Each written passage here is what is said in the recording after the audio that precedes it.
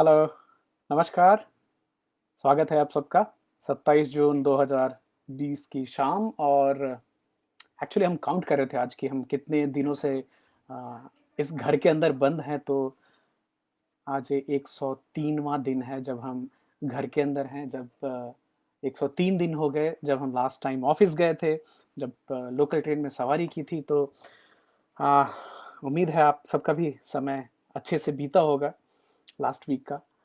The quick update on what the situation in Vasai is. So we saw some exponential increase in the number of cases. So from 35, 40, 50 cases, अभी 135 case, 138, 139 हुए। और suddenly कल की जो number आई वो बड़ी डरावनी आई। तो 158 केसेस 3 दिन पहले से कल total 377 new cases were found. So that's a big concern. And अभी अपडेट्स ऐसी आने लगी है कि बाजू की बिल्डिंग में हो गया ऐसे। तो we are counting, taking as one day each day passes. And यही सुबह में ख्याल चल रही थी कि अभी जो सिचुएशन है इसमें हम सब एक बहुत कमाल के स्ट्रेस से गुजर रहे हैं। और शायद ही हमारे पूर्वजों ने, हमारे माता पिता ने या हमारे दादाजी ने शायद इतना विचलित करने वाला समय देखा होगा। तो उसके पहले था आज़ादी के समय जो चल रहा था, एक आपदाएं जो आई हैं, तो उसके दौरान आदमी स्ट्रेसफुल सिचुएशन से गुजरे हैं। तो इसी ने मुझे प्रेरित किया, प्रेरणा दी कि आप सब लोगों से एक बार वापस बात करें, चेक करें कि आप लोग कैसे अपनी स्ट्रेस को हैंडल कर रहे हैं। और क्या कुछ ऐसी चीज़ें हैं, अ, उन चीज़ों पे जो अ, हम अपने रोज़ के काम में, रोज़ के जीवन शैली में अपनाएँ तो शायद हमारे स्ट्रेस के लेवल कम हो सकें। तो इसी टॉपिक के साथ आज की हम शुरुआत करते हैं। स्वागत है आप सब लोगों का एक साथ।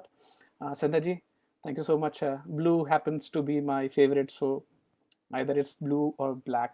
Do let me know what's your favorite color. Though I see a lot of blue in your paintings also. So first of all दोस्तों, ये समझने की कोशिश करते हैं कि स्ट्रेस है क्या। इसके कुछ डेफिनेशंस हैं क्या। तो किसी भी सिचुएशन में, राजीव जी स्वागत है आपका।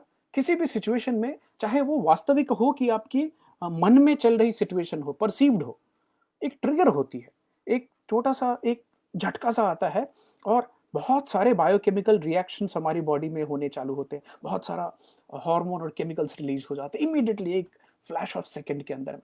और ये जो है, ये स्ट्रेस हमारे बॉडी में फाइट और फ्लाइट मैकेनिज़्म को ट्रिगर करता है। या तो आप लड़ेंगे या तो आप भाग जाएँगे। ये हम अक्सर इस चीज़ की बात करते रहते हैं। हाय कृति, थैंक्स फॉर जॉइनिंग। अभी अब देखिए, आप ये फाइट और फ्लाइट सिचुएशन है, आपकी लाइफ में स्ट्रेस आई किसी एक चीज़ की वजह से, तो या तो आप लड़ेंगे उससे या भागेंगे। तो आप डील करो उससे, डील किया आपने और उसके बाद क्या होना चाहिए? आपको उस सिचुएशन से निकल के फिर रिलैक्सेशन होनी चाहिए, रिलैक्स होना चाहिए। अब एक और चीज़ है। Uh, hi Vicky, thanks for joining. Stress is a state of mind. Rajiv ji, मैं आपसे बहुत हद तक सहमत हूँ, क्योंकि ये जो स्ट्रेस के कारण हैं, ये अलग-अलग लोगों में अलग-अलग कारण हो सकते हैं। अब एक दुनिया में जो सबसे बड़ी फ़ोबिया बोलते हैं, सबसे बड़ी फ़ोबिया, वो कॉकरोच से ज़्यादा, अ, छिपकली दिख जाने से ज़्यादा, इन सब चीज़ों से ज़्यादा सबसे बड़ी जो फ़ोबिया है वो पब्लिक स्पीकिंग की, कि आपको किसी को बोल दें आप कि ये 100 लोग हैं, इनसे आप बात कीजिए, इनको एड्रेस कीजिए। बट वहीं पे कुछ लोगों को उससे डर नहीं लगता, उससे उनको थ्रिल आती है, मज़ा आता है। अब छोटा इंसान खुद की बात कर लो। कलकत्ता में 600 लोग एक बड़े होटल के हॉल में पूरे पैक हैं, एक बड़ा स्टेज है, आपके सारे सीनियर्स आप पे देख रहे हैं और तभी स्टेज पे जाके प्रोग्राम शुरू करना, पूरे दिन तक उसकी कंपेयरिंग करना, दिल में धक-धक तो होता है, डर बहुत लगता है, लेकिन उतना मज़ा भी आता है। तो शायद कभी मुझे डर लगता था, लेकिन अभी पब्लिक स्पीकिंग मेरे लिए स्ट्रेसफुल सिचुएशन नहीं है, लेकिन हो सकता है बहुत सारे लोगों के लिए एक बहुत बड़ा ये तनाव का कारण बन सकता है। तो कुछ अच्छे भी स्ट्रेस हैं। जैसे मान लीजिए, आप अपनी शादी के दिन को याद कीजिए, उस दिन भी हमारे मन में तनाव तो थोड़ा बना ही था, लेकिन वो अच्छे किस्म का तनाव था। अभी हम एक्सरसाइज करते हैं, अपनी बॉडी को अलग-अलग डिफिकल्ट सिचुएशन में डालते हैं, वो स्ट्रेस है, लेकिन एक ये अच्छे तरह का स्ट्रेस है। अभी जो लोग एडवेंचर स्पोर्ट्स में शामिल होते हैं, वो जानबूझ कर के ऊँचाई से कूदते हैं, अलग-अलग काम करते हैं। हुँ, राजीव जी बोल रहे हैं, अमित को डर नहीं लगता, सही बात है। पहले लगता था भाई। अभी भी याद है पब्लिक स्पीकिंग क्लास 7th में, हम हिंदी मीडियम से सीधे इंग्लिश मीडियम में चले गए और honesty is the best policy statement जाके स्टेज पे सबके सामने बोलने में पैर ऐसे हिल रहे थे और पता नहीं वो एक सपने के जैसा निकल गया। हमने क्या बोला वहां जाके, क्या किया, कुछ याद नहीं। उसके बाद फिर एक झलक खुद की, शायद खुद को देखा और फिर उसके बाद मौका तलाशने लगे कि अभी जाके अपनी हाउस की तरफ से कुछ बोलने का मौका मिले। डर तो था, ऐसा नहीं बोलूंगा। अभी देखिए स्ट्रेस की जो अलग अलग जो प्रकार है ना, अगर आपके सीवियर स्ट्रेस है जो बार बार होता है, आपको फ्रीक्वेंटली हो रहा है और काफ़ी देर तक चल रहा है, काफ़ी दिनों तक चल रहा है, फिर इसके असर आपकी मेंटल और फिजिकल एबिलिटीज़ के ऊपर में देखे जाते हैं। अभी है क्या ये स्ट्रेस? जैसे हमने पहले बात की, it's a kind of biological reaction because of some potential dangerous situation. आपने ऐसा सोचा कि इससे खतरा हो सकता है, वो आपका दिमाग इमीडिएटली सेंस कर लेता है। अब वो जो सडन स्ट्रेस होता है उसमें क्या करता है, ब्रेन ना आपकी बॉडी में तुरंत इमीडिएटली बहुत सारे केमिकल्स और हार्मोन्स को फ्लड करती है, जिसमें से जैसे हम पहले बात कर चुके हैं एड्रेनलिन है और कॉर्टिसोल है, वो आपकी बॉडी में इमीडिएटली ट्रिगर होते हैं। हाँ, दीपक जी पूछ रहे हैं how can we improve public speaking. That's a good topic Deepak ji, and probably we can take another episode on that particular topic, but thanks for that suggestion. अभी जैसे ही आपकी बॉडी में जो एड्रेनलिन और कॉर्टिसोल रिलीज हुए तो आपकी हार्ट बीट बढ़ जाएगी, दिल की धड़कन आप धक धक धक धक महसूस कर पाएंगे। आपकी जो मसल्स उसमें खून का सप्लाई तेज हो गया और साथ के साथ वाइटल ऑर्गन्स ब्रेन में, लंग्स में, किडनीज में, क्यों, बॉडी तो लड़ाई की तैयारी कर रही है कि आपको या तो भागना पड़ेगा या तो एकदम चढ़ाई करनी है किसी इंसान के ऊपर में। आपके शरीर में एनर्जी की फीलिंग बढ़ जाएगी, आप तुरंत ताकत महसूस कर पाएंगे। आपकी जो अवेयरनेस है वो चेक और चेंज हो जाएगी। फॉर एग्जाम्पल आप फुटबॉल खेल रहे हैं और सामने आप गोलकीपर हैं और सामने से एक दन दनाता हुआ वो फुटबॉल लेके आ रहा है, इमीडिएटली आपके अंदर में एक स्ट्रेस ट्रिगर होगी और आप बहुत सारी चीजें ऑटोमेटिक कर पाएंगे। तो हर स्ट्रेस खराब नहीं होता है, कुछ स्ट्रेस हमारे लिए जरूरत भी होती है, बिकॉज स्ट्रेसफुल सिचुएशन में हमारी फोकस बढ़ भी जाती है। अभी हम स्ट्रेस हार्मोन की बात करें तो जैसे ही हमारी बॉडी ने स्ट्रेस को सेंस किया कि अभी ये तनाव जैसे ही बढ़ा हमारे अंदर में, हमारी हाइपोथैलेमस है, वो हाइपोथैलेमस नर्व सिग्नल्स के थ्रू और हार्मोन्स के सिग्नल के थ्रू एड्रिनल ग्लैंड को सिग्नल देती है कि भाई खतरा है, समझ जाओ। अब ये भाई खतरा है समझ जाओ में हमारे जो एड्रिनल ग्लैंड हैं वो दो हार्मोन रिलीज कर देते हैं। एड्रिनलिन रिलीज करते हैं, पहले उसकी बात कर लेते हैं, जिसको एपिनेफ्रिन भी बोला जाता है। अभी ये इसके रिलीज होते क्या होगी, आपकी हार्ट रेट बढ़ जाएगी, आपकी सांसें तेज हो जाएगी, बॉडी में ग्लूकोज ज्यादा निकलने लगेगा खून से, मतलब अलग जो स्टोरेज है ना ग्लाइकोजन, वो टूट करके ग्लूकोज में कन्वर्ट होना कि इस इंसान को अभी एनर्जी की जरूरत है। ब्लड वेसल्स जो है वो कंस्ट्रिक्ट हो जाएंगे, जो आपकी धमनियां है, क्यों, ब्लड प्रेशर बढ़ाना है, क्योंकि पूरे शरीर में खून पहुंचेगा तभी तो ऑक्सीजन पहुंचेगा, तभी तो न्यूट्रिशन पहुंचेगा, तो ब्लड प्रेशर बढ़ेगी। ब्लड प्रेशर बढ़ाने का कारण कि आपकी वो कंस्ट्रिक्शन हो जाए, पाइप पतली हो जाए, आपकी बॉडी से पसीना निकलना चालू होगा स्ट्रेसफुल सिचुएशन में। और यहाँ तक कि जब भी स्ट्रेस और खतरा होता है तो बॉडी क्या करती है, इंसुलिन के प्रोडक्शन को कम कर देती है। तो अभी आप एक कनेक्शन देख पा रहे हैं कि जो आदमी बहुत ज्यादा तनाव में रहेंगे उनकी बॉडी में इंसुलिन की प्रोडक्शन कम हो जाएगी, मतलब बाकी जो लाइफस्टाइल डिसीजेस हैं, ओबेसिटी होना, डायबिटीज के शुरुआत होना, वो स्ट्रेस बहुत हद तक ट्रिगर करता है। आगे आएंगे इसके ऊपर। तो बट देखिए ये जो हमने फंक्शन आपको बताया ये सब नॉर्मल फंक्शन है, बिल्कुल ये होना चाहिए क्योंकि ये हमारी रिस्पॉन्स है बॉडी की जो हमें बचाएगी इस खतरे से। अब लेकिन यही जो खतरा है और यही जो बॉडी के जो इमीडिएट रिएक्शन हुई है वो प्रोलॉन्ग रहने लगी, आपको लगातार चिंता हो रही है, लगातार तनाव हो रहा है, तो उसके क्या कारण होंगे। अगर आपकी प्रोलॉन्ग स्ट्रेस तनाव में आप लगातार रहते हैं तो आपकी जो खून की धमनियां है, ब्लड वेसल्स हैं, उसमें डैमेज होना चालू हो जाए, बिकॉज ऑफ लॉन्ग टर्म आपकी जो ब्लड प्रेशर बढ़ी रहेगी, ब्लड प्रेशर ऑटोमेटिक बढ़ जाएगा कंस्ट्रक्शन होने की वजह से। जिन लोगों में तनाव ज्यादा देर तक, ज्यादा दिनों तक देखा जाता है, उनकी रिस्क ऑफ हार्ट अटैक बढ़ जाती है, स्ट्रोक की रिस्क बढ़ जाती है, दिमाग में धमनी फट जाना, नस फट जाना, जिससे पैरालिसिस होती है। उनको अक्सर हेडेक होता है, हेडेक देखा जाता है, एंग्जाइटी के शिकार हो जाते हैं जो लोग ज्यादातर स्ट्रेसफुल कंटिन्यूस रहते हैं, इंसोम्निया, नींद नहीं आएगी। स्ट्रेस का नींद का एकदम सीधा सीधा संबंध है। आप तभी चैन से सो सकते हैं जब आप मेंटली पीसफुल हो, शांत हो।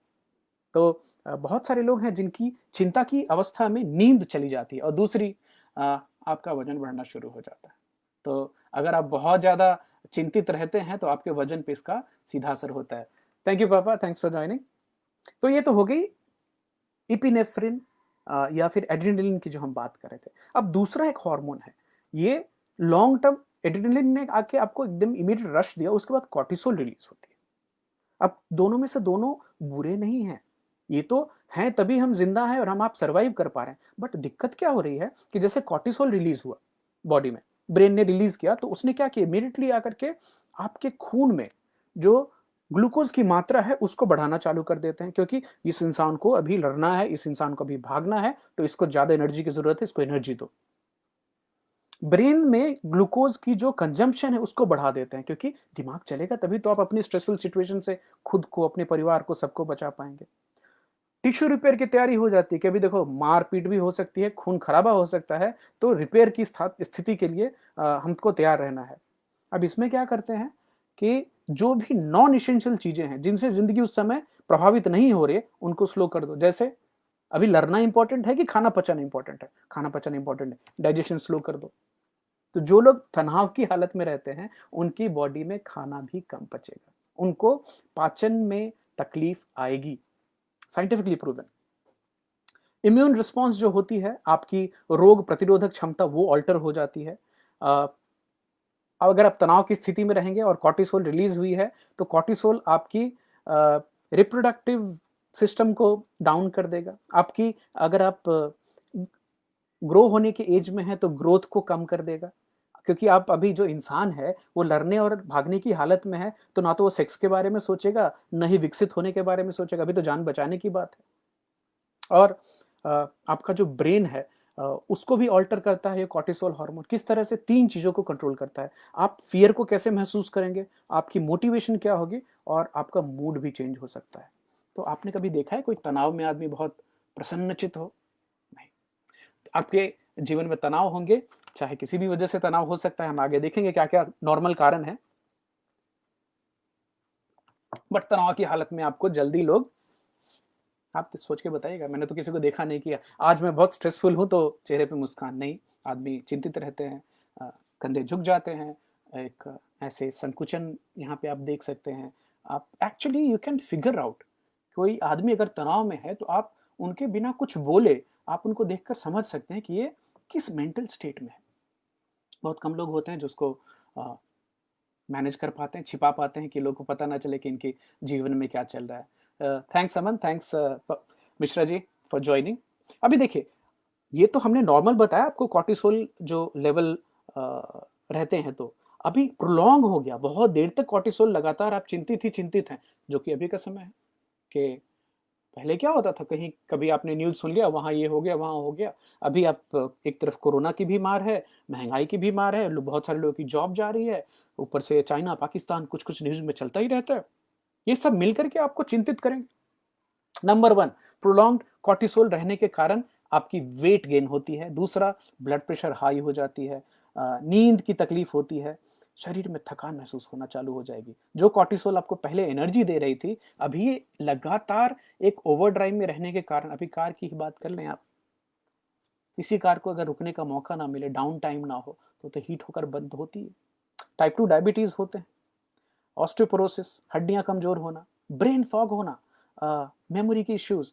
ब्रेन फॉग मतलब आप जल्दी किसी निर्णय को ना ले पाए, आप सोचते रहें कि क्या करूं, ये करूं कि वो करूं, और ये स्ट्रेस के लक्षण हो सकते हैं, देखे जाते हैं। आपकी जो इम्यून सिस्टम है वो वीक हो जाती है।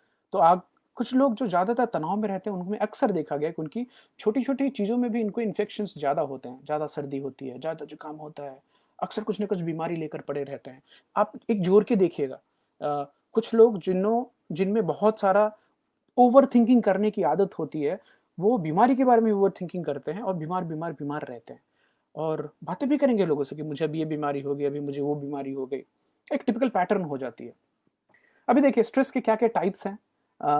एक तो पहला है अक्यूट स्ट्रेस, ये सबको होता है, नॉर्मल है, कि अभी सडनली कुछ हो गया, अब सांप दिख गया सामने में, तो स्ट्रेस है, डेंजर है, उससे भागना है। अब एपिसोडिक स्ट्रेस, मान लीजिए अभी सांप रोज दिखने लग गया, एक दिन देखा, कल देखा, फिर वापस दिखा, बार बार दिख रहा है, तो फिर वो भी स्ट्रेस एपिसोडिक हो गया। और आखिरी होता है क्रोनिक स्ट्रेस, जो कि खासकर लोगों के अपने जॉब रिलेटेड, या फिर मैं कुछ क्रोनिक स्ट्रेस की चीज़ों की बात करूंगा जो जिन लोगों में क्रोनिक स्ट्रेस देखा गया है। तो मान लीजिए आप किसी नेचुरल या मैन मेड डिजास्टर में आप गुजरे, जैसे कहीं भूस्खलन की बात हुई, कहीं अर्थक्वेक हुआ, और बहुत सारे लोगों को आपने एक साथ आपने आमने सामने से आंखों के सामने गुजरते देखा, और वो आपके दिमाग में रह गई, तो वो स्ट्रेस एक लॉन्ग टर्म क्रोनिक कॉज कर सकती है। Thank you Gaurav ji. और सुगाता लिख रहे हैं, irritable bowel syndrome one of the issues triggered by stress. Sugata आप बिल्कुल सही बोल रहे हैं। So stress triggers so many other factors including the alteration of the immune system। और जो IBS है, irritable bowel syndrome, it's a kind of autoimmune condition। और हम जो लीकी गट की बात कर रहे थे सुगाता, तो लीकी गट का कनेक्शन भी है ये इरिटेबल बाउल सिंड्रोम से, but stress definitely is a big factor. Chronic illness, अगर मान लीजिए किसी को ऐसी बीमारी हुई जिसमें बहुत दिनों तक वो बेड पे थे, और उस बीमारी से लड़कर वो आगे नॉर्मल जीवन में आए हैं, फिर भी उनके दिमाग में वो चलता रहता है। जो अभी बात हो रही कि जिन लोगों के घर में जिन्होंने अपने नजदीकी लोगों को कोरोना की वजह से खोया है और वो ठीक हो गए हैं, तो एक सर्वाइवर गिल्ट बोलते हैं। और अक्सर ये आप कुछ लोगों को सुनेंगे, बोलते हैं मैं क्यों नहीं मर गया, वो क्यों मरा मेरे सामने। और ये खासकर कोई छोटा आपसे गुजर जाए तो ये बड़े लोगों में गिल्ट आ जाती है कि भगवान मुझे बुला लेते, उसको क्यों बुलाया टाइप्स। तो वो एक क्रोनिक स्ट्रेस की सिचुएशन है। Surviving life long life threatening disease condition या एक्सीडेंट, कुछ ऐसी दुर्घटना से गुजर जाना जो कि आपके दिमाग में एक मेंटल ट्रॉमा हो गई, और पोस्ट ट्रॉमेटिक स्ट्रेस डिसऑर्डर बोलते हैं। वो याद कर करके वो आपको सपने में भी आ रहा है बार बार, और आपको लोग भी मिलेंगे, वो आपको याद दिला देंगे अभी आप ठीक तो हैं, पहले आपके साथ ऐसा हुआ था, वापस स्ट्रेस कॉज करता है। सम विक्टिम्स ऑफ वायलेंट क्राइम, मान लीजिए आपके साथ कुछ एक क्राइम हो गई जिसको आप बार बार भुलाने की कोशिश कर रहे हैं, भुला ना पाए, आपके साथ, आपकी फैमिली में किसी के साथ, तो वो भी एक क्रोनिक स्ट्रेस के कॉज है। अब्यूजिव रिलेशनशिप, आप ऐसे एक संबंध में है जहाँ पे आपकी इज्जत नहीं होती है, आपको बार बार प्रताड़ना मिलती है इन सब चीज़ों में, तो वो भी आपके लिए चिंता और तनाव क्रिएट कर सकते हैं। अगर शादी की स्थिति, अनहैप्पी मैरिज, उसमें भी काफ़ी स्ट्रेस होता है। कुछ लोग बहुत बहुत सालों तक डिवोर्स की लड़ाई लड़ते हैं, वो काफ़ी स्ट्रेसफुल होता है। बच्चा किसके पास जाएगा, ये स्ट्रेसफुल सिचुएशन होती है। कुछ लोग जो कि कैंसर से अफेक्टेड या फिर डिमेंशिया से अफेक्टेड लोगों की दिन रात सेवा करते हैं, उनमें काफ़ी क्रोनिक स्ट्रेस देखी गई है। अब डिमेंशिया की बात करें तो उसमें पेशेंट जो होते हैं वो अपनी आइडेंटिटी भूल गए होते हैं, उनको खुद का याद नहीं होता है, वो किसी को पहचानते नहीं हैं। हॉस्पिटल में जाते हैं और अगर साथ में जो उनको दिखाने गए थे अगर वो केयरफुल नहीं है, थोड़ी देर में गुम हो जाते हैं, और वो फिर बड़ी दुखदायक स्थिति होती है कि वो किसी को बता भी नहीं सकते मैं कौन हूँ, कहाँ से आया था, और बहुत सारे केसेस हुए ऐसे। तो वैसे आदमी का ख्याल रखने वाले लोगों में स्ट्रेस बहुत ज़्यादा देखा गया है। तो अगर आप में से किसी के सामने ऐसा हुआ है, कोई एग्जाम्पल आपके दिमाग में आता है, तो ज़रूर शेयर कीजिएगा। स्ट्रेस का एक बहुत बड़ा कारण गरीबी और जॉब चला जाना, जो आज के समय में कॉमन हो गई है। घर खो देना, बहुत सारे लोग हैं जिनका घर टूट जाता है, उस हालत में क्रोनिक स्ट्रेस की सिचुएशन होती है। कुछ लोग ऐसे प्रोफेशन में होते हैं जहाँ पे उनको डेंजर से खेलना होता है। अब जैसे हमारे सेना में काम करने वाले लोग हैं, पुलिस के लोग हो गए, फायर फाइटर्स हो गए, ऐसा काम ही है उनका कि उनको इन खतरनाक चीज़ों में इन्वॉल्व होना पड़ता है। तो इन सब लोगों में आप एक और चीज़, इन तीनों क्षेत्र में काम करने वाले लोगों की जो एवरेज आयु होती है वो नॉर्मल एक इंसान से कम होती है। तो हम सब शुक्रगुजार हैं कि ये लोग ऐसा कुछ काम करते हैं जिनमें उनको मालूम है कि वो किसी क्षण है, किसी क्षण नहीं है, फिर भी वो पूरी तन्मयता के साथ काम करते हैं, और तभी हम आप सुरक्षित और ठीक रह पाते हैं। और इन सब के साथ आज के समय में बहुत वाजिब है कि हम डॉक्टर्स का नाम भी ऐड करें और नर्सेज का नाम ऐड करें, हेल्थ केयर प्रोफेशनल्स का, क्योंकि कोरोना काल में जो लोग एक तो पेशेंट्स मर ही रहे हैं, उसके बाद सबसे ज़्यादा जो मर रहे हैं वो हैं केयर गिवर्स, जो पेशेंट की चिंता करते हैं। तो उन सब के लिए श्रद्धांजलि है। वर्क लाइफ बैलेंस ना होना भी बड़ा स्ट्रेस का कारण होता है। आजकल आप सुनेंगे बहुत सारे लोगों से कि मेरे काम की वजह से मुझे बहुत सारा स्ट्रेस होता है। हालाँकि मेरे एक सीनियर हैं, वो अक्सर बोलते हैं कि अमित हमेशा याद रखना, ज़्यादा काम करके कोई नहीं मरा आज तक, लेकिन मैंने बहुत सारे लोगों को बिना काम के मरते देखा है, खाली बैठे मरते देखा है। तो ये भी एक नज़रिया है देखने का। तो ये थे स्ट्रेस के कारण क्या हो सकते हैं। अभी काफ़ी ज्ञान हो गई स्ट्रेस के ऊपर में, आप सब बोलेंगे कि ठीक है, ये तो सिम्पटम्स हैं, कुछ उपाय हैं क्या? तो मुझे मालूम है कि हम सब उपाय के पीछे ज़्यादा रहते हैं, क्योंकि वही हमारी टेक होम है, वही हमारी लर्निंग है, और जो चीज़ें मैं आपको बताता हूँ उनमें से बहुत सारी चीज़ें खुद पे पहले ट्राई कर लेता हूँ, उसके बाद आपके साथ शेयर करता हूँ। तो टिप नंबर 1, उसके पहले एक सवाल आ रही है, देख लेते हैं। Sir, can any individual suffer from 2 types of stress at the same time, abusive and traumatic stress, and how to manage that? Quite possible. Abusive stress and traumatic stress बिल्कुल साथ-साथ हो सकता है, और अगर आपको लगता है कि आप उस सिचुएशन में हैं या आपकी जान-पहचान में कोई सिचुएशन में हैं, तो उनको काउंसलिंग की ज़रूरत हो सकती है। और एक तो अपनी जो फीलिंग है आपके अंदर जो आ रही है, उसको किसी के साथ शेयर करना अपने आप स्ट्रेस लेवल को बहुत कम करता है। ज़्यादातर जितने भी लोग डिप्रेस्ड हैं या डिप्रेशन के शिकार हैं, आप अगर उनसे पूछने जाएँगे तो इन्हेरेंटली उनके पास 1 या 2 ऐसे क्लोज़ लोग नहीं होते हैं, जिनके साथ वो खुलकर अपने दिल की बात कर सकें। और आप जितने भी सुइसाइडल थॉट वाले लोगों को भी देख लें, that inherent feeling of not being enough, and कि मेरे साथ कोई नहीं है, मैं अकेला हूँ। तो उस अकेलेपन की हालत में ये आदमी कुछ गलत-गलत काम कर गुज़रते हैं, कर पाते हैं। तो Gaurav, quite possible, it is possible है। और ये जो मैं कुछ टिप्स आपसे बात कर रहा हूँ, उम्मीद करता हूँ उसमें से 1-2 उनको भी मदद कर पाएँगे। तो टिप नंबर 1 है, ये डॉक्टर रंगन चैटर्जी, यूके के बड़े फिजिशियन हैं, उनके टॉक में मैंने सुना था। वो बात करते हैं माइक्रो स्ट्रेस डोसेस की। अब ये माइक्रो स्ट्रेस डोज क्या है? उनका बोलना है कि हर इंसान की एक स्ट्रेस की थ्रेशोल्ड फ्रीक्वेंसी है। कहाँ तक का तनाव हम बर्दाश्त कर पाते हैं, उसके बाद आप फट पड़ेंगे। तो जो फट पड़ने की जो बात है, उसके पहले अब माइक्रो स्ट्रेस डोज नंबर 1 क्या? आप अलार्म लगा के सोते हैं। सुबह में जैसे आप उठे, तो कैसे अलार्म की आवाज़ आई, आपने क्या किया? इमीडिएट स्नूज़ किया, अच्छा 5 मिनट बाद उठते हैं। पहला अलार्म जब भी बजा तो माइक्रो स्ट्रेस डोज नंबर 1 हो गया। दूसरा, स्नूज की जब भी अलार्म बजी, माइक्रो स्ट्रेस डोज नंबर 2। तीसरा, आप उठे और फ़ोन देखा कहाँ है, फ़ोन पे चेक करते हैं मैसेज, फ़ोन पे चेक करते-करते ईमेल, और कहीं ऑफ़िस का ईमेल खोल लिया आपने तो टन, टन, टन, और फिर आपका स्ट्रेस तभी बढ़ गया। अरे! ये काम करना बाकी, वो प्रोजेक्ट रिपोर्ट, और आपने 5-6 स्ट्रेस अपने ऊपर ले लिए। फिर आप अभी कोरोना काल, आपने चेक किया कितने नंबर ऑफ पेशेंट हो गए, आपकी स्ट्रेस और वापस बढ़ी, 5-6 स्ट्रेस, माइक्रो स्ट्रेस डोज़ आपकी ऑलरेडी बेड से निकलने के पहले हो गए। अभी उसके बाद आप काम में बैठे। मतलब एक सुबह से लेकर के अपने काम तक जाते-जाते अब 10-15 स्ट्रेस माइक्रो स्ट्रेस डोज़ आपके हो चुके हैं, और उसके बाद आकर के कोई आपसे अगर कुछ अनप्लेज़ेंट हो जाए, तो चांसेस हैं कि आप फट पड़ेंगे, बरस पड़ेंगे, और खासकर जो अपने जूनियर्स होते हैं उनके ऊपर बरस पड़ेंगे। अपने सीनियर पे तो नहीं निकाल सकते, बट जूनियर्स पे निकल जाता है वो। सोच के देखिएगा। तो अभी इसमें एक और चीज़ जो रंगन चैटर्जी जी बताते हैं, कि बड़ी ऑब्जर्वेशन की बात है कि आप अभी कैफ़े कॉफ़ी डे में चले जाएँ, या आप डोमिनोज़ में जाएँ, या किसी भी एक सोशल जगह पे जाएँ जहाँ पे पहले लोग अ, जाके इकट्ठा होते थे और बातचीत करते थे। वहाँ आप देखें कि 90% लोग क्या कर रहे होते हैं? तो अपना जो ऑर्डर जब तक देने का मौका ना आए, लाइन में भी हैं, तो क्या कर रहे होते हैं? ट्रेन में, बस में, हमेशा वो चलता रहता है।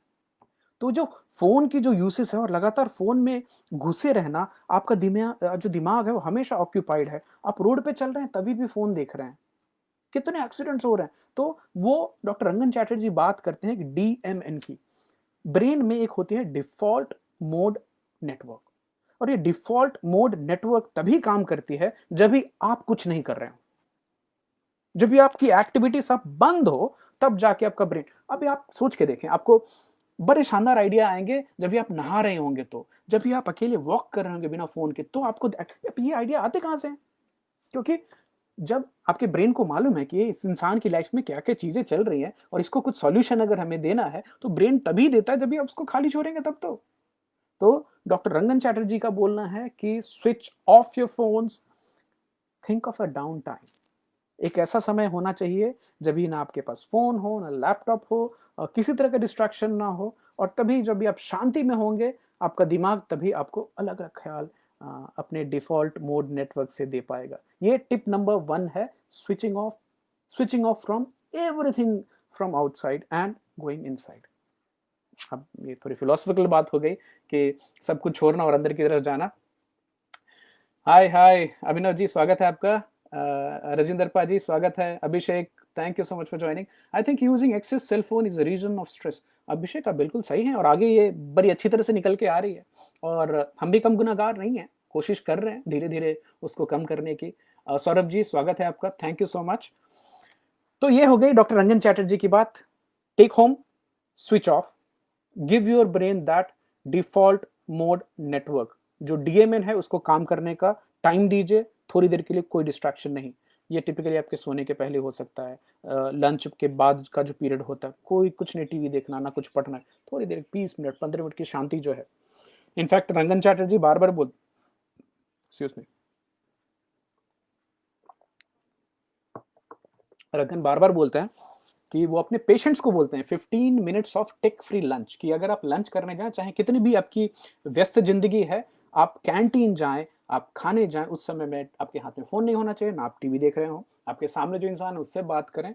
टेक्नोलॉजी से फ्री एक ब्रेक 15-15 मिनट का लेना इंपॉर्टेंट है। Point number 2, doctor David Sinclair, जिनकी हम पहले बात कर चुके हैं। डेविड सिंक्लेयर साहब ने किताब लिखी है लाइफ स्पैन। अब डेविड सिंक्लेयर साहब की जो ओवरऑल जो थॉट है, वो एजिंग को, वो बूढ़ा होने को एक बीमारी मानते हैं। उनको बोलते हैं कि जरूरी नहीं कि सबको बूढ़ा होना चाहिए, और बूढ़ा होने से मतलब उनका यह है कि बुढ़ापे से रिलेटेड जो बीमारियां होती है वो होना जरूरी नहीं है। तो अब भी राजेंद्र नारंग पाजी हैं, वही बताते हैं कि ना उनको कोई बीमारी है, बड़े स्ट्रेसफुल, बिल्कुल स्ट्रेस नहीं है उनके लाइफ में, मस्ती में रहते हैं, अपनी जो पसंद है वो करते हैं, पहाड़ों में जाकर घूमते हैं, फल पौधे वहां से लाते हैं और खाते हैं। तो दैट बहुत ही अच्छी बात है। अब हम जो उनसे थोड़े कम उम्र के लोग हैं, हमने ज़्यादा स्ट्रेस लेना सीख लिया है, पाजी के एज के बाद वाले लोग जो हैं। तो डेविड सिंक्लेयर साहब बोलते हैं कि आप स्ट्रेस्ड फूड आइटम्स खाइए। अब जीनोहॉर्निथिक मॉलिक्यूल्स बोलते हैं, ये ऐसे हैं जो कि बहुत जो हरी फल या सब्जियां हैं, लाल साग है, ये पर्पल कैबेज है, जो प्रकृति में जिन चीज़ों में बहुत सारा प्रचुर मात्रा में रंग होता है, उनको खाने की सलाह देते हैं। स्ट्रेस फूड होते हैं, अगर उसमें आप ऑर्गेनिक ले पाएं और भी अच्छी बात है। जैसे कैबेज में एंथोसाइनिन होते हैं, जो स्वीट पोटैटो होता है पर्पल कलर का, उसमें एंथोसाइनिन्स होते हैं, बड़ी ही फैंटास्टिक एंटीऑक्सीडेंट प्रॉपर्टी, जो कि आपके स्ट्रेस लेवल्स को कम करती है। और साथ में एक बड़ी कमाल की चीज है, तो एक double blind placebo control randomise study 2008 में हुई है, उसमें यह पता चला है कि अश्वगंधा, जो कि हमारी आयुर्वेदिक सभ्यता में बहुत पहले से इसको स्ट्रेस के लिए इस्तेमाल किया जाता है, ये साइंटिफिक स्टडी में इसने प्रूव किया है कि ये स्ट्रेस को कम करती है, एंजाइटी को कम करती है। और उनका ब्लड टेस्ट किया गया जिनके ऊपर में ये स्टडी हुई थी, तो उनके बॉडी में कॉर्टिसोल की लेवल कम पाई गई दूसरे ग्रुप के हिसाब से, और सी रिएक्टिव प्रोटीन की लेवल कम पाई गई। ये सी रिएक्टिव प्रोटीन वही है जो हार्ट अटैक आने के बाद डॉक्टर चेक करते हैं कि इनका सीआरपी लेवल चेक करो, अगर हार्ट अटैक आई होगी तो बॉडी में सीआरपी की मात्रा बढ़ जाएगी, मतलब वो इन्फ्लेमेशन जो है, सूजन जो है, उसको बताती है। तो रिकमेंडेशन अश्वगंधा, ये डॉक्टर डेविड सिंक्लेयर भी बोलते हैं और शॉन भी बोलते हैं, वो भी बताते हैं कि अश्वगंधा रेगुलर लेना चाहिए। तो हमने पिछले एक एपिसोड में अश्वगंधा की बात की थी। और ये हो गई tip number 2। So tip number 2 वापस मैं एक बार रिपीट करता हूँ। हरी, ज़्यादा चटकीली रंग वाली सब्जियां, हरी, पर्पल, लाल साग, ये सब आप खाने में जितना इस्तेमाल करेंगे, आपकी बॉडी में स्ट्रेस की लेवल कम होगी, आपको स्ट्रेस से फाइट करने की ताकत और क्षमता मिल पाएगी। और पॉइंट नंबर 3 पे आते हैं। अभी हम बात कर रहे हैं एक best selling author doctor Kulreet Chaudhary की। कुलरीत चौधरी जी ने किताब लिखी है, किताब का नाम है साउंड मेडिसिन। तो उन्होंने ये एक पूरी कॉन्सेप्ट ही तैयार की है कि ध्वनि से, म्यूजिक से लोगों का इलाज किया जा सकता है। और खासकर जो ट्रॉमेटिक स्ट्रेसफुल सिचुएशन में, जैसे बहुत सारी, जैसे इराक में लड़ाई करके, अफगानिस्तान में लड़ाई करके गए, अपने सामने लोगों को चीथड़े उड़ते देखे उन्होंने, बम फटा, खुद भी ट्रॉमेटिक, खुद का एक हाथ चला गया, पैर चला गया, वैसे लोगों की स्ट्रेस में म्यूजिक ने बहुत कमाल की इम्प्रूवमेंट की। अभी जो डॉक्टर कुलरीत चौधरी जी हैं, उनका बोलना है कि हमारी हर सेल में प्राइमरी सीलिया होती है। सीलिया और फ्लैजेला आप याद करें बायोलॉजी की क्लास से, जो बॉडी में सेल की मूवमेंट के लिए, आपकी नाक में जैसे फॉर एग्जांपल नेसल कैविटी में जो म्यूकस होती है, जो बहती है नाक से सर्दी जुकाम होने पे, वो नीचे की तरफ क्यों आता है, वो ऊपर क्यों नहीं जाता? क्योंकि सीलियरी वेव ऐसा मूव करती है तो उसको धीरे धीरे धीरे बाहर की तरफ निकालती है। तो एक एग्जांपल, जैसे चप्पू चलाते हैं नाव का, तो वैसे सीलिया चलती है। हमारे बॉडी के हर सेल पे सीलिया होती है, और हमारी बॉडी में खरबों सेल है, मतलब खरबों सीलिया। अब हम और आप बने हैं पानी से, तो डॉक्टर कुलदीप चौधरी जी का बोलना है कि पानी फ्रीक्वेंसी को कैच करता है। अगर कंपन जो है वो इसको कैच करेगा, आप यहाँ पानी को इसको यहाँ छोड़ दें, ग्लास या सामने रहे और अगर मैं हेवी बेस वाली म्यूजिक बजाऊं तो आप पानी में कंपन महसूस कर पाएंगे। तो उनका बोलना है कि इसी तरह से अगर जिस तरह की म्यूजिक आपको अच्छी लगती है, जिस तरह की म्यूजिक से आपको सुकून मिलता है, ये कोई रिकमेंडेशन नहीं कि आपको इसी खास तरह की म्यूजिक सुननी चाहिए। आप अपनी पसंद की म्यूजिक सुनिए, आपके स्ट्रेस लेवल इमीडिएट ड्रॉप होंगे। मेरी है, मैं सूफी म्यूजिक सुनता हूँ, मुझे बहुत अच्छा लगता है। कुछ भजन है वो सुनने से एक HCL करके ऐप आई है, देखिए कैसे अभी याद आ गई, आज सुबह सुन रहा था उस पर। फैंटेस्टिक कलेक्शन शिवनादर जी ने बनाया है, फ्री ऐप है, कुछ पैसा नहीं देना है, कुछ डाउनलोड के लिए पैसा नहीं। सारे हिंदुस्तानी क्लासिकल के आर्टिस्ट आपको मिल जाएंगे। वोकल चाहिए आपको, इंस्ट्रूमेंटल चाहिए, तबला है, सितार है, संतूर है, वीणा है, जितने भी नाम हैं, कर्नाटिक म्यूजिक चाहिए आपको, तमिल, जितने भी जॉनर हैं इंडियन म्यूजिक के, ठुमरी चाहिए आपको, ख्याल चाहिए, वो सब कुछ मिलता है। HCL म्यूजिक ऐप है, मैं लिंक डाल दूंगा, आप में से जिनको भी इंटरेस्ट हो आप उसको सुन सकते हैं। तो tip number 3 for stress management is listening to the music which you enjoy. All right? Tip number 4, यहाँ पर हम बात करेंगे एरोन अलेक्जेंडर की। Aaron Alexander celebrity movement coach हैं। ये हॉलीवुड और साथ में बहुत सारे जो प्लेयर्स हैं उनको फिटनेस के कोच हैं, और उनका एक ही चीज़ है, एक ही मैसेज देते हैं कि इंसान स्ट्रेस में पड़ता तब है जब वो खेलना छोड़ देता है। आप जब तक बच्चे थे, मैं जब तक बच्चा था और खूब मस्ती से खेलते थे, मिट्टी में खेलते थे, क्रिकेट खेलते थे, फुटबॉल खेलते थे, तभी कुछ स्ट्रेस होता था? कुछ नहीं। पर जैसे ही वो बंद कर दिया हमने खेलना, कि प्ले बंद किया, स्ट्रेस आपकी लेवल बढ़ जाएगी। तो किसी भी तरह की स्पोर्ट में अगर आप शामिल हो पाएं, बैडमिंटन खेल पाएं, वॉलीबॉल खेल पाएं, कुछ लोग आपके साथ जॉगिंग कर लें, आप वॉक कर लें, तो अभी सोशल कनेक्शन थोड़ा कमजोर है, बट हमेशा तो नहीं रहेगा ऐसा। उम्मीद है अगस्त सितंबर के बाद ठीक हो जाएगा, तो फिर से हम थोड़ी बिल्डिंग में क्रिकेट खेल पाएंगे, बैडमिंटन खेल पाएंगे। और उस समय आप जो माहौल, अगर रितेश, विकी ये सब सुन रहे हो, तो हम जब क्रिकेट नीचे खेलते हैं बच्चों के साथ और हम आप साथ में खेलने लगते हैं, याद कीजिए उसमें स्ट्रेस कहाँ भाग जाती है।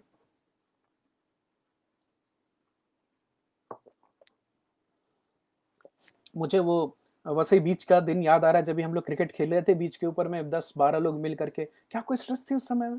तो डॉक्टर नहीं, एरोन अलेक्जेंडर जो फिटनेस कोच हैं, उनका बोलना है कि हमें हमारी लाइफ में किसी तरह का स्पोर्ट हमेशा शामिल करना चाहिए। इमीडिएट क्या करता है, खेल खेलने के बाद आपकी बॉडी में कमाल की रेस्ट की फीलिंग होती है, आपकी डाइजेशन इंप्रूव हो जाती है, आपकी बॉडी अपने आप को अच्छे से रिपेयर कर पाती है, आप एक रेस्टोरेटिव स्टेज में जाते हैं। तो ये थी टिप नंबर 4, किसी एक तरह का खेल आपके जीवन में होना चाहिए। ऑलराइट, एक कुछ तो कमेंट आ रही है। राजीव जी बोले जगजीत सिंह का गजल डिप्रेसिंग होते हैं।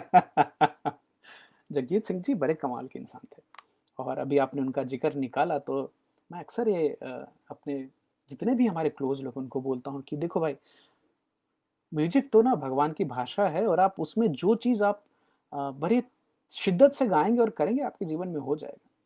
तो उनकी एक लाइन है जो मैं अक्सर कभी-कभी गुनगुनाने लगता हूँ कि दर्द से मेरा दामन भर दे ऐ मौला, लता जी के साथ गाया था उन्होंने। फिर बोलता हूँ नहीं, ये गाना अच्छा नहीं है। उस इंसान ने इतने शिद्दत से गाया, बहुत दर्द मिले उनकी लाइफ में, जवान बेटा मर गया और अलग-अलग बहुत तरह की चीज़ें हुई। बहुत कमाल के आर्टिस्ट हैं, बट उन्होंने उतनी ही तन्मयता से रामधुन भी गाई है, कृष्ण का भजन भी गाया है, तो वो भी सुने। हम कभी-कभी सुनते हैं उनकी सुबह में। भगवान उनकी आत्मा को शांति दें, जहाँ भी हैं वो अच्छे से रहें। बट हाँ, उनकी गज़लों में कुछ ज़्यादा डिप्रेशन होता है, और एक जो दिल टूटने वाली जो है फीलिंग, अगर आपका दिल सही में टूटा हो तो आप उस मूड में और ज़्यादा डिप्रेस होते चले जाएँगे। तो Rajeev ji, I agree to your comment. Saugata लिख रहे हैं, I have heard one of the mental hospitals Ohio used to treat their patients with Kumar Sanu songs, Sanu. It works at sound therapy. Fantastic. In fact मैं नाम नहीं बताऊंगा, कोलकाता में एक ऑर्थोपेडिशियन है, उनसे मिला था। वो ऑपरेशन करते हैं लोगों का, हल्की एनेस्थीसिया देते हैं, और उनके पेशेंट की पसंदीदा म्यूजिक उनको सुनाते हैं, और पूरा ऑपरेशन होता है नी का और हिप का, और पेशेंट जो है वो बातचीत करते रहते हैं, कुछ पेशेंट गाते भी हैं।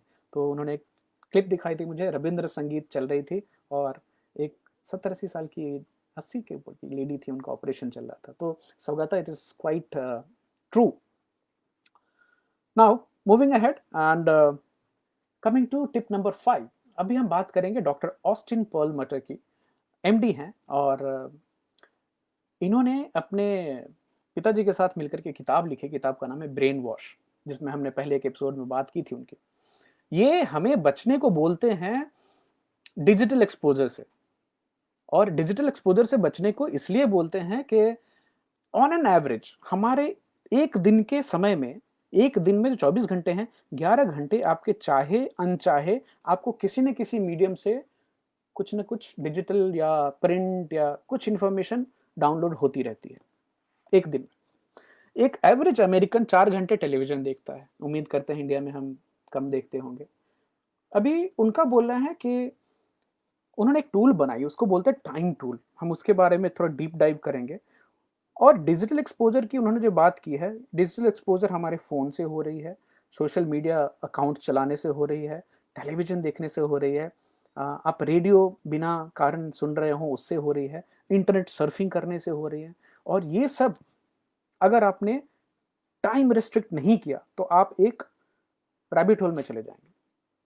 तो आपको ना टी टी का टाइम मैनेजमेंट में जो टी है, टी का मतलब है टाइम रिस्ट्रिक्टेड। आपको सोच कर जाना है कि मैं इतने समय के लिए फोन पर रहूंगा, इतने समय के लिए टीवी देखूंगा। पर्पस क्लियर है, मैं न्यूज देखने जा रहा हूं या मुझे एक एंटरटेनमेंट शो देखनी है, 30 मिनट का है, वो देख करके मैं बंद कर दूंगा। इसमें क्या है, टी के बाद आई, इंटेंशनल होना चाहिए। मैं क्यों जा रहा हूं फोन खोलने, क्यों जा रहा हूं टीवी देखने, रेडियो पे क्या सुनने जा रहा हूं, नेट खोल रहा हूं तो ये चीज चेक करने के लिए 20 मिनट करूंगा, बंद कर दूंगा। अदरवाइज नहीं तो रैबिट होल में आप वहां गए, फिर आप भूल गए कि आप किस चीज के लिए आपने लैपटॉप ऑन की थी और करने कुछ और लग गए। अक्सर होता है। आप लोगों को ऐसा महसूस हुआ है तो जरा बताइएगा हमें। तो टी आई, उसके बाद M is for mindfulness. Mindfulness is being mindful of your time. Like internet पे आए तो अभी गए थे बिजली का बिल भरने और वहां पे कुछ पॉपअप हो गया, फिर कुछ खरीदने लग गए, फिर कुछ और पॉपअप हो गया तो कंप्लेन करने लग गए, और पता चला बिजली का बिल तो बढ़ा ही नहीं। तो it's like driving a car, लगातार गाड़ी चला रहे हैं लेकिन कहाँ जा रहे हैं पता नहीं है। तो उसमें ये भी चेक करना है कि आप अपने हिसाब से अपने टाइम का इस्तेमाल कर रहे हैं कि आप सोशल मीडिया में फंस गए, किसी बहस में लग गए, कुछ ट्वीट देख लिए और आप परेशान हो रहे हैं। जितने आप देखने जाएंगे सोशल मीडिया पे तो आईटी सेल लगे पड़े हैं अलग अलग पार्टियों के। तो आपको चाइना, पाकिस्तान, ये वो हमेशा चलता रहेगा। और आप ऊपर से जो एड्स आते रहते हैं कि ये खरीद लो, वो डिस्काउंट जा रही है, ऐसा हो रहा है। तो ये था MTIM। पहला है टाइम रेस्ट्रिक्शन, दूसरा इंटेंशनल जाना है हमें सोशल मीडिया में कि हम क्या इंटेंट क्यों जा रहे हैं उसमें, तीसरा बीइंग माइंडफुल, ये क्या हो रहा है मुझे, और तीसरा और चौथा जो है टाइम का TIME का E फॉर एनरिचिंग। मैंने जो आधा घंटा या 1 घंटा अभी इंटरनेट पे बिताया है या फिर टीवी देखते हुए बिताया है, क्या मैं ये करने के बाद मुझे अच्छा फील हो रहा है कि मुझे बुरा फील हो रहा है। फॉर एग्जाम्पल, मैंने अच्छा खाना खाया, पूरी फैमिली के साथ हंस रहे हैं, खेल रहे हैं, और तभी मेरी बिल्डिंग में भी कोविड नहीं है, आजू बाजू में नहीं है, और टीवी लगाया, वहां इतने केस, दिल्ली में इतने, वहां इतने, वहां चाइना, और सोच सोच के फिर मेरा जो मूड था अच्छा खाना खाने का, वो फैमिली से बातचीत करने का, वो न्यूज देखा और फिर। तो ये कॉन्शियसली हमें देखना है कि हम जो काम कर रहे हैं वो क्या एनरिचिंग है। इट्स फॉर एग्जाम्पल 45 मिनट तक नेशनल ज्योग्राफिक या हिस्ट्री चैनल देखना वर्सेस रियलिटी टीवी या फिर हमारे न्यूज चैनल ले लीजिए जिसमें कि खबरदार इंडिया वॉटेवर जो चलती रहती है। ये डॉक्टर ऑस्टिन पर्लमेटर साहब का बोलना है कि आप टाइम रिस्ट्रिक्ट करें। मैं वापस रिपीट कर रहा हूं, इंटेंशनली जाएं कि मैं किस इंटेंशन से टीवी देखने जा रहा हूं, किस इंटेंशन से मैं सोशल मीडिया पे जा रहा हूं। उसके बाद माइंडफुल रहें कि ये आ, मैं अपने हिसाब से कर पा रहा हूँ कि मैं किसी के ट्रैप में फंस के कर रहा हूँ। और lastly, is it enriching for me. So अगर आप इन सब चीज़ों पे ख्याल कर पाए तो शायद आप खुद से ये सवाल पूछने होंगे कि क्या फ़ायदा हो रहा है मेरा कि नुकसान हो रहा है। तो ये थी tip number 5, time digital exposure के ऊपर में। आगे बढ़ते हैं, कुछ कमेंट्स आ रहे हैं, देख लेते हैं। यस शुभेंदु जी, याद आया मुझे, उनका नाम याद आ गया, थैंक यू। विकास जी, स्वागत है आपका, नमस्कार। तो एक और टर्म है साइबर लोफिंग। तो लोफिंग मतलब पहले हमारे यहाँ बोलते थे लोफर है। लोफर मतलब कौन, बिना काम के जो सड़कों पे घूम रहा है उसको लोफर बोलते थे। वैसे अभी है टर्म साइबर लोफिंग, मतलब कारण कुछ है ही नहीं है, आप हमेशा सोशल मीडिया में घुसे पड़े, नेट पे सर्फिंग कर रहे हैं, इसको साइबर लोफिंग बोलते हैं। तो बहुत सारे प्रोडक्टिव चीज़ें हैं, बहुत सारी अच्छी चीज़ें आप नेट पे कर सकते हैं, या फिर अपने ऐसे ही समय बिता सकते हैं। मैं जजमेंट कुछ नहीं कर रहा हूँ, ये मैं भी करता हूँ, तो अपने भी सुधार करने की कोशिश धीरे धीरे चलती रहती है। आगे की टिप देखते हैं। डॉक्टर जिलियन टाटा, जिन्होंने किताब लिखी है natural solution for digestive health, New York times best seller है, उनका बोलना है कि डेली वॉक, हर दिन जो एक 35 मिनट 40 मिनट का जो वॉक होता है, लेकिन बाहर में, सबसे साधारण, आसान, सस्ता उपाय है आपकी बॉडी में से स्ट्रेस लेवल को कम करने का। जापान में तो एक बड़ा ही मस्त शब्द है, शिनरिन योकू बोलते हैं इसको। शिनरिन योकू मतलब जंगल में घूमना, उसको फॉरेस्ट बेदिंग बोलते हैं, कि जैसे हम नहाते हैं वैसे जंगल में घूमना ही एक तरह से स्ट्रेस लेवल को कम करता है। नेचर में घूमना स्ट्रेस लेवल को कम करता है। ये हमारी बॉडी में कॉर्टिसोल के लेवल को कम करता है। और वो डॉक्टर जिलियन टाटा वो एक और चीज़ बोलते हैं कि आपकी वॉकिंग भी माइंडफुल होनी चाहिए, जिसमें आपको अपने सारे सेंसेस को इन्वॉल्व करना है। तो जो लोग वॉकिंग करते हैं, ध्यान रखें कि वॉकिंग करते समय क्या स्मेल क्या आ रही है, क्या दिख रहा है, कौन से पौधे दिख रहे हैं, कौन से लोग दिख रहे हैं, क्या आवाज़ क्या आ रही है बाहर से, बच्चों की वो जो खेलने की आवाज़ आती है, गाड़ी की आवाज़, उस सब पे ध्यान रखना है। हवा कैसी महसूस हो रही है, वो जो शरीर के ऊपर में सूरज की किरणें पड़ रही हैं, उनका कैसा है, how am I feeling, weather कैसा है, ये सब। तो अगर आप इन सारे सेंसेस को एक्टिव करके वॉकिंग करें, इसको माइंडफुल वॉकिंग बोलते हैं। इससे भी आपकी स्ट्रेस लेवल कम हो जाएगी। और टिप नंबर 7 आगे बढ़ते हैं, जो कि डॉक्टर जिलियन टाटा ही बोलती हैं कि मेडिटेशन किसी हद तक आपके लाइफ में अगर आ जाए तो एक बड़ा ही चमत्कारिक परिवर्तन होता है, कि आपको ये पहला समझ में आता है कि एक कॉन्शियस थॉट अलग होती है और एक रैंडम चट-चट जो चलती रहती है वो अलग होती है। तो कई सारे लोग जो पहली बार मेडिटेशन करते हैं तो उनको ये रियलाइज़ेशन होती है कि अरे बाप रे! इसके पहले तो कभी एक कॉन्शियस थॉट जो थी वो मेरी खुद की थी भी नहीं, जो दिमाग में चल रही, और आप आपके थॉट नहीं है। तो ये इस तरह एग्जांपल देना है कि आप सिनेमा देखने गए और सिनेमा देखने समय आपको ये ख्याल है कि आप सिनेमा हॉल में हो और आप सिनेमा देख रहे हैं, ना कि आप भूल गए कि आप सिनेमा देख रहे हैं और आप खुद को उस सिनेमा का एक पात्र समझने लग गए।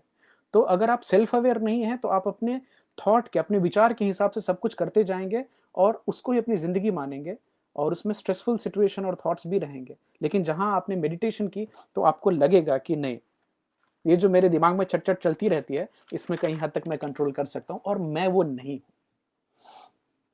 ओके? इसके बाद वाली टॉपिक जिलियन टाटा जी बोलती हैं, स्ट्रेस कम करने में ऑर्गेज़्म का एक बहुत बड़ा हाथ है।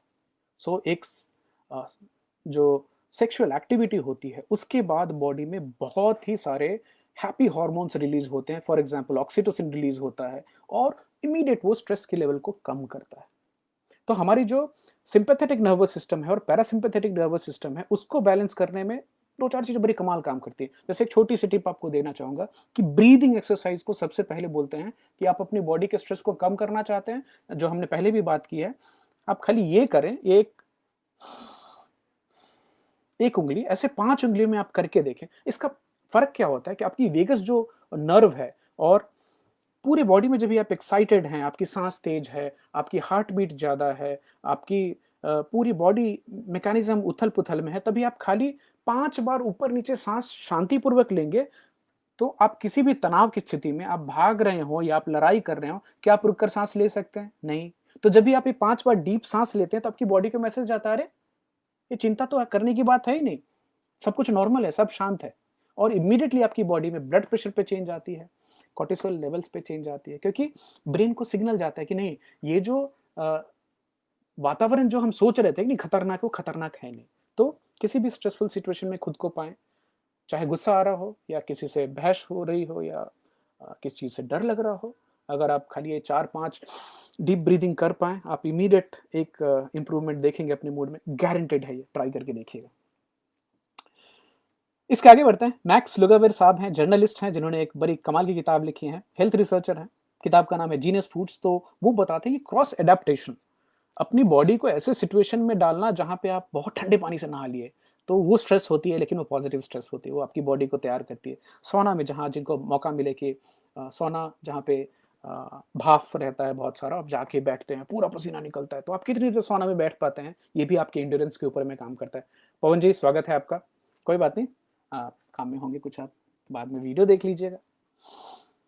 तो बहुत सारा वेट उठा लेना, जैसे अभी 20 किलो का है, 20 किलो वेट उठा करके 4-5 बार पुश करना, थोड़ी साइकिलिंग कर लेना, अपनी कैपेसिटी थोड़ी ज़्यादा करना, स्ट्रेस लेवल को बढ़ाना है।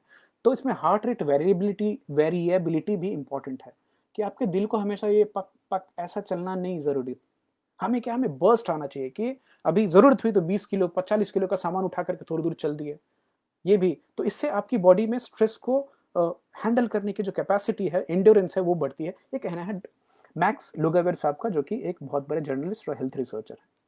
अभी लास्टली हम बात करेंगे डॉक्टर केली मैकगोनिगल की, जिनका बोलना है कि एक्सरसाइज जो है, किस भी तरह का आप एक्सरसाइज करते हैं, ये हमारी बॉडी में एंडोर्फिन्स रिलीज करता है, खुशी के हार्मोन्स रिलीज करता है। इंडोकैनाबिनॉइड्स ज़्यादा अच्छा काम करते हैं। अभी इंडोकैनाबिनॉइड्स वही रिसेप्टर हैं जिन पे भांग काम करती है, जिन पे गांजा काम करता है। लेकिन भांग गांजा काम करता है, इसका मतलब ये नहीं कि वो उसके लिए बने हैं। इंडोकैनाबिनॉइड्स हमारे बॉडी में भी ऐसे केमिकल बनते हैं जो हमें खुशी और एक नशीला माहौल हमारे अंदर देते हैं। आप बहुत जब भी एक्सरसाइज करेंगे, जिसमें आपको पसीना आए, आप थके, हार्ड वर्क किया है आपने, उसके बाद आपको खाने में स्वाद अलग मिलेगा, आपकी डाइजेशन अच्छी रहेगी, आपका मूड एक एक्सरसाइज के बाद बहुत लाइट और अच्छा होता है, आपकी सेक्सुअल लाइफ काफ़ी इम्प्रूव होती है। और जो स्पोर्ट ऑफ फिजिकल लेबर है ना, जैसे फॉर एग्जांपल, जैसे हमारे एक मित्र हैं, योगेश जी हैं, हम सबके लिए बड़े प्रेरणा स्रोत हैं। पांडे जी अगर सुन रहे हैं तो प्रणाम है आपको।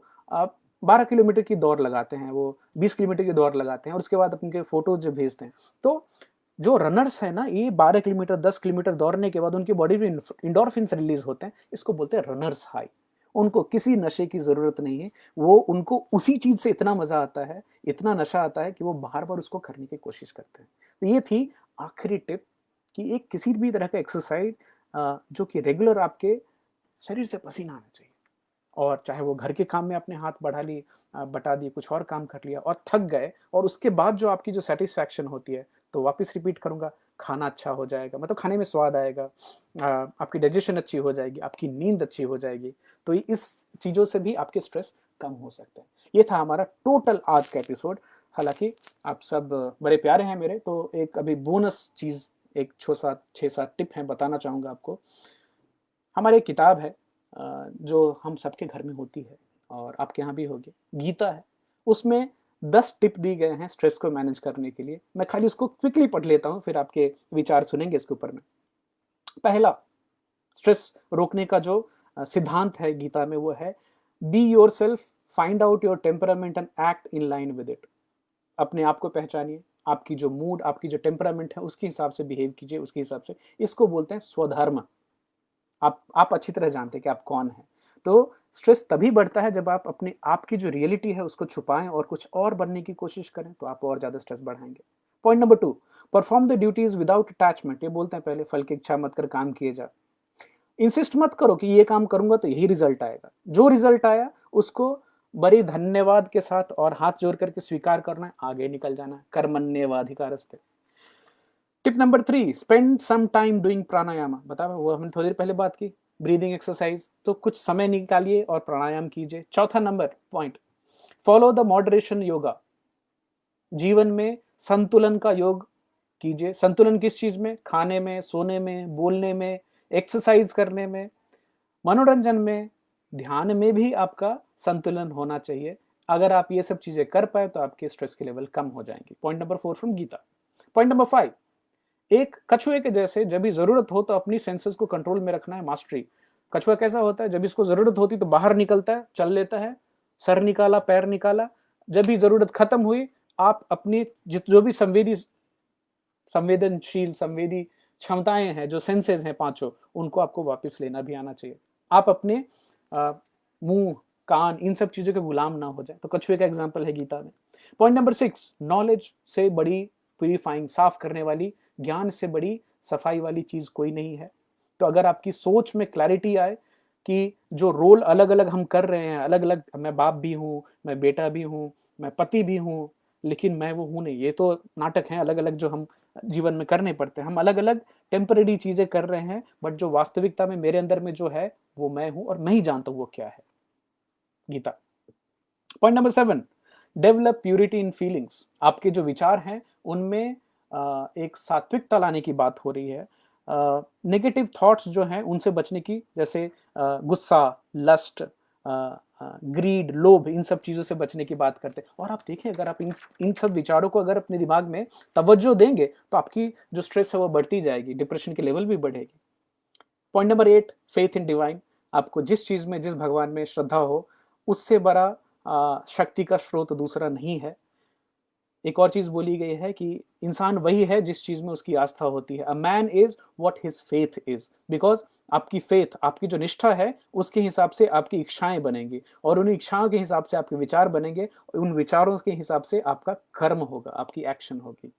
Point number 9 from Gita, few minutes of prayer and meditation. कुछ मिनट दिन में ध्यान में और पूजा में जो आप लगाते हैं, ये आपके अंदर में एक लॉन्ग टर्म के लिए शांति का और खुशी का स्रोत अंदर से पैदा करता है। तो आप अक्सर देखेंगे, मैं परसों तरसों ही देख रहा था, लियोन साहब की जो डॉक्यूमेंट्री है, द काइंडनेस डायरी, उसमें लियोन साहब आई थिंक बोलीविया में थे, जहाँ पे उनको कोई अंग्रेजी बोलने वाला नहीं मिल रहा था, और तभी सामने से हरे कृष्णा वाले इस्कॉन के लोग आ गए, और वो हरे कृष्णा के ट्यून पे उन्होंने डांस किया, फिर कीर्तन किया, फिर बोलीविया में वहाँ की कैपिटल में जो हरे कृष्णा टेम्पल है वहाँ गए, और वहाँ पे उन्होंने वहाँ के जो संत थे, वहाँ के लोकल थे, उनसे बातचीत की। तो उनको बड़ी एक खुशी अंदर से प्रसन्नता निकल के आई, और बड़े अच्छे से उनका वो दिन निकला था। तो कुछ समय पूजा में, कुछ समय ध्यान में निकालने से बहुत सारा खुशी और जो अंदर में जो पीसफुलनेस है, that is being felt. Point number 10, harmonisation. एक तरह से उसको नियंत्रण में लेके चलना, किस चीज को, दिमाग को, दिल को और हाथ को। तो अगर ये नियंत्रण है, ये इंटीग्रेटेड है, तो आपकी बॉडी में और जीवन में स्ट्रेस कम होते हैं गीता के हिसाब से। और जहां ही डिसइंटीग्रेशन होती है कि आपका दिमाग कुछ सोच रहा है, दिल कुछ और बोला और आप कर कुछ और रहे हैं, स्ट्रेस की सिचुएशन पैदा होती है। तो थोड़ा फिलोसॉफिकल हो गया ये लास्ट का बोनस वाला। और उसके पहले जो टिप हमने आपको प्रैक्टिकल चीज़ें बताई, उम्मीद है आप उन पे ख्याल देंगे, उन पे ध्यान देंगे, और हम और आप जितनी ज़्यादा एक दूसरे से जुड़ें, एक दूसरे की बातों को शेयर कर पाएँ, जाने, तो उतनी ही स्ट्रेस के लेवल हमारे लाइफ में कम हो सकते हैं। और राजीव जी ने एक मस्त सा लास्ट का लाइन ऐड किया है, काम करो और भगवान को समर्पित कर दें, योगक्षेम वहाम्यम। उदय जी हेलो, स्वागत है आपका। अच्छा बुरा सब कुछ, सब उनका। और यहाँ पे राजीव जी एक और चीज़, हरवंश राय बच्चन जी ने एक बार अमिताभ बच्चन जी को बोला था, कुछ उनके हिसाब से नहीं हुआ। अब देखो, इतने बड़े कलाकार हैं, इतने सारे मूवीज़ बनाते, इतना सारा काम करते हैं, अब 50-60 करोड़ रुपया लगा के 2-2 साल मेहनत करने के बाद भी मूवी फ्लॉप हो जाती है, तो क्या करते हैं, डस्ट करते हैं खुद से, कोई बात नहीं, दूसरी काम करेंगे। तो अ, हरिवंश राय बच्चन जी ने बोला था कि मन का हो तो अच्छा, मन का ना हो तो और भी अच्छा। मतलब मन का तुम्हारे हो गया तो अच्छा है, नहीं हुआ तो ऊपर वाले की इच्छा है।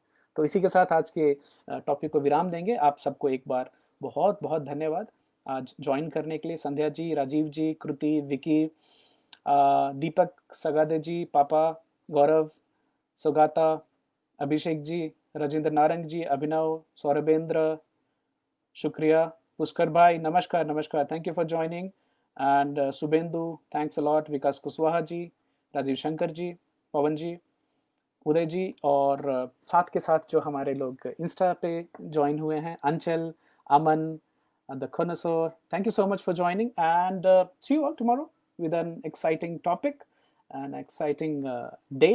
So, shukriya. Thank you so much. See you all tomorrow. Take care. Bye bye.